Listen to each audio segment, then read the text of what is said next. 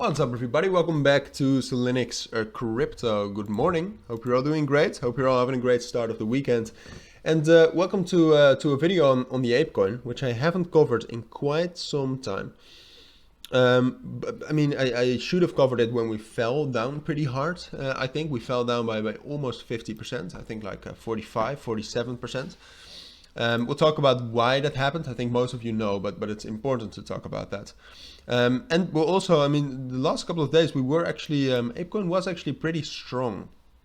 So we'll talk about if we can actually continue going up, something like this, or whether we are going to drop back down to 2.5 and 2.6. So yeah, first of all, Apecoin, its volume was doing pretty well, I think.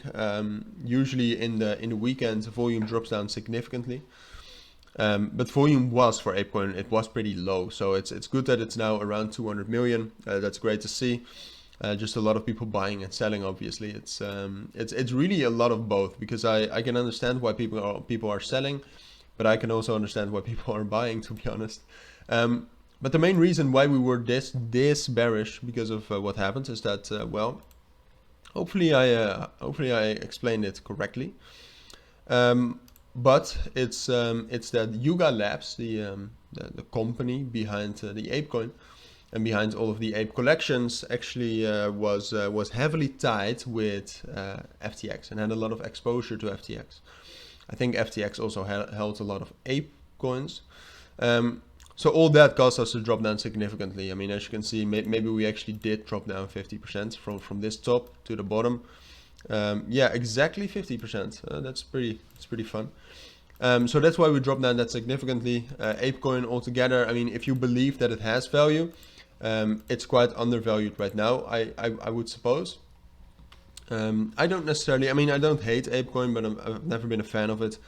I think the tokenomics are like the teams and the companies behind it are, I think, pretty greedy.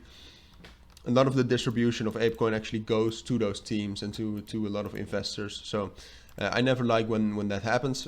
But if you're a fan of it, it still holds value. So that's also seen by the recovery we've seen in the last, what's this? Data error. Do I not have Wi-Fi or anything? I'm not sure. But we can still go on. So it's also seen by the recovery we've seen during the last couple of days. What we recently did is we broke above this $3.1 level.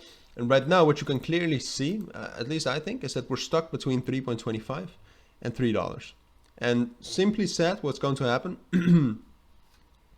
is we're either going to break above 3.25 and get up towards 3.5, 3.6, this level, or we're going to break down below $3 and we're going to drop back down to 2.8 and consolidate on top of that. Very simply, that's what's going to happen. Now, obviously, this is also a price prediction. So honestly, it's very hard to say for me. It's very hard to say because it's both scenarios are possible.